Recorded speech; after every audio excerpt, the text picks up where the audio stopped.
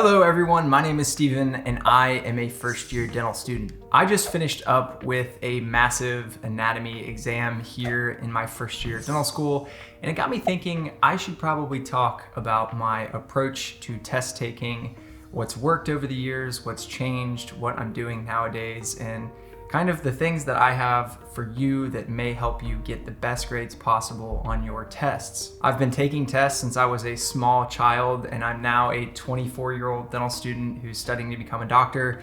So it's needless to say, there have been many things that have changed in my approach to test taking over the years.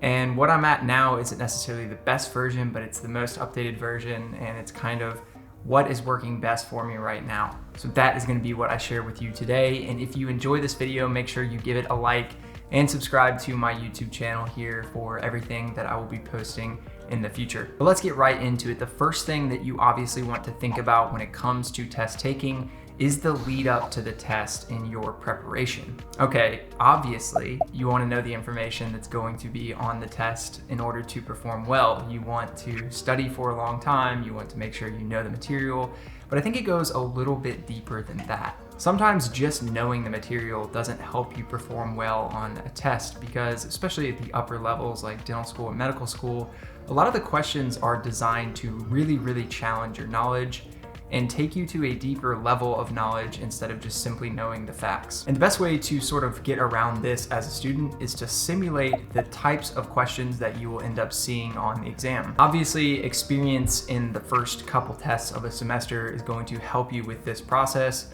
but really knowing the types of questions that you're going to get on the exam will help you to tailor your studying towards those types of questions and ultimately help you perform better on the exam. I like to do this in Anki. I talk about Anki all the time. I've made plenty of videos discussing it and plan to make more in the future.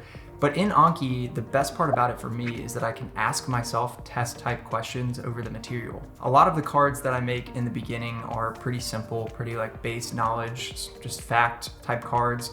But especially towards the end, when I'm closer to the test, I'll start to integrate more of the deeper knowledge, clinical type situation questions, which ultimately are the ones that are higher yield for me and help me do better on my exams. And obviously outside resources are also going to be really good here. I like to use, for anatomy, for example, which is kind of what sparked this video, I like to use the Gray's Anatomy review book because it gives a bunch of clinical type questions where you really have to think, you really have to know the material, and those are kind of the ones that translate directly over to the questions that we get on our anatomy exams. You can also use questions from years past at your school if stuff like that's available to you.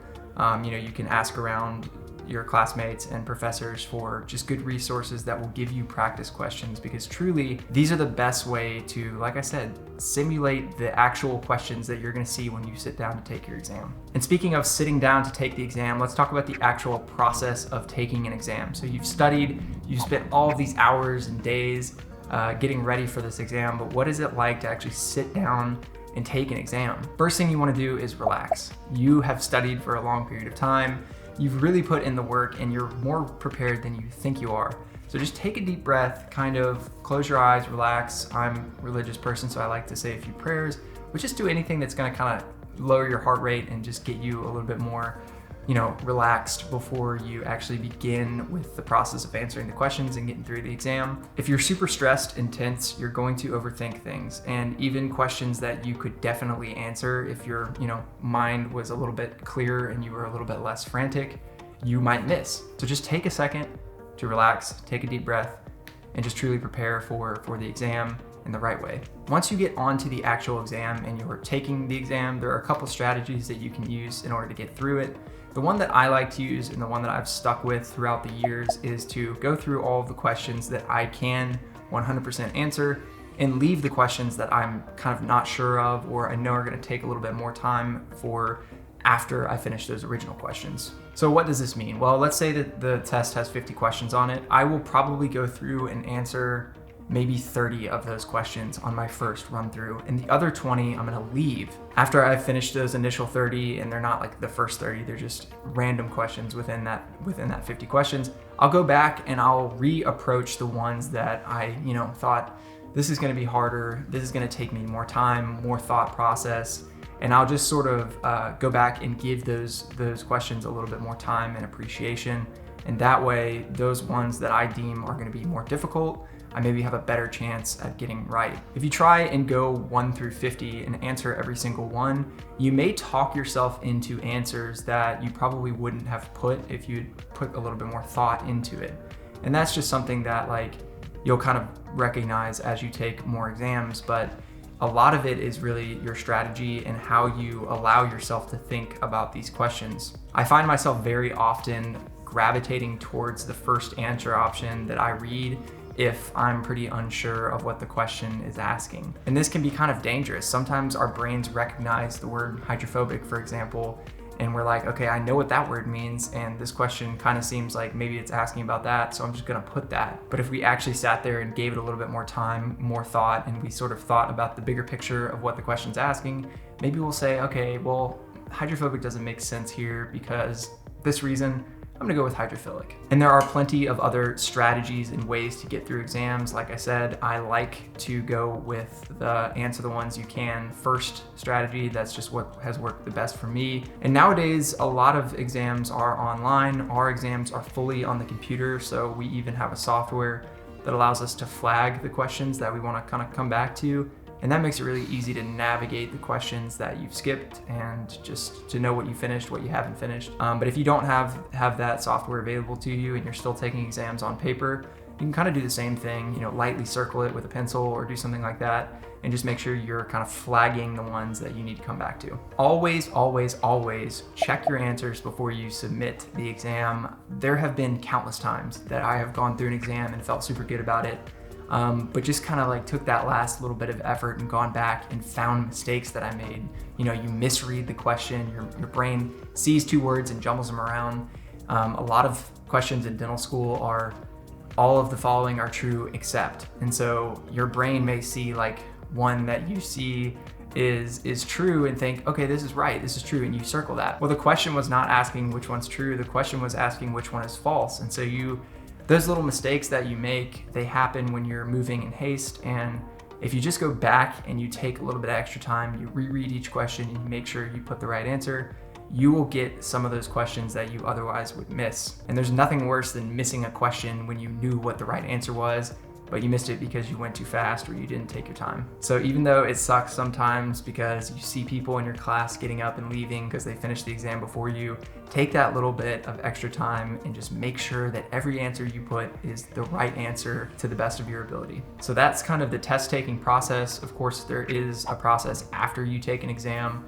Depends obviously on your school and your position, but a lot of exams you're going to be able to review, and I encourage you to always do that. If you have a cumulative final coming up at the end of your semester, a lot of times it will serve you to know what you got wrong in the periodical exams, so that when it comes time for that cumulative exam, you've kind of shored up your knowledge on some of the things that you didn't know the first time around. For example, if you had 10 questions on exam 1 and the final exam is cumulative and includes all of that information, and you knew 8 of those questions for a fact, you knew it, you got them right, and you missed 2 of those questions, well, you got an 80 on your first exam.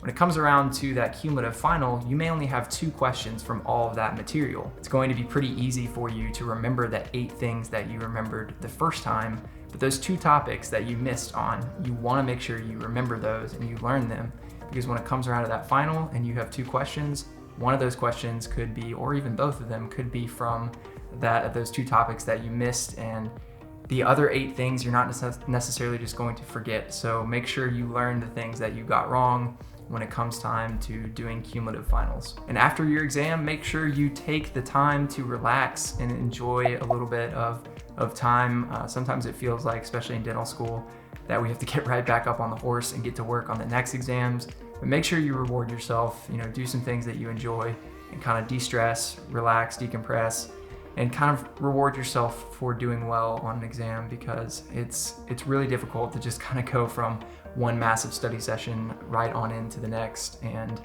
yeah, just take a second to kind of enjoy life. But that's really it, guys. Taking exams is always a stressful process, and you may hate it, but it's just part of our educational experience, and it's something that we all go through many, many times. I am a first-year dental student. I have plenty of exams in my past and plenty of exams in my future, both big and small. So I hope this video helped you in one way or another. If you're a younger student and you're just looking for some tips from someone who's been through pretty much all of it, hopefully these tips helped you and gave you something to think about to apply to your own process. As always, guys, I truly appreciate each and every one of you who are watching my videos. I have a little bit of a following now of people that just regularly comment and regularly, say nice things that make me feel better about myself and make my days a little bit brighter. So truly, I appreciate you. And it's like I said, it's a small following, but it is a following, and I really appreciate it. There are people on the internet who have never met me, but they enjoy what I put out, and that just means the world to me. So thank you. And if you're new, once again, make sure you subscribe, because this is going to be a fun year for me, showing you how my first year of dental school concludes, and then moving into my second year of dental school. It's going to be a fun year. So make sure you're on board for all of this process. That's it for me, guys. Enjoy the rest of your days and your weeks, and I will see you again very soon. Peace out.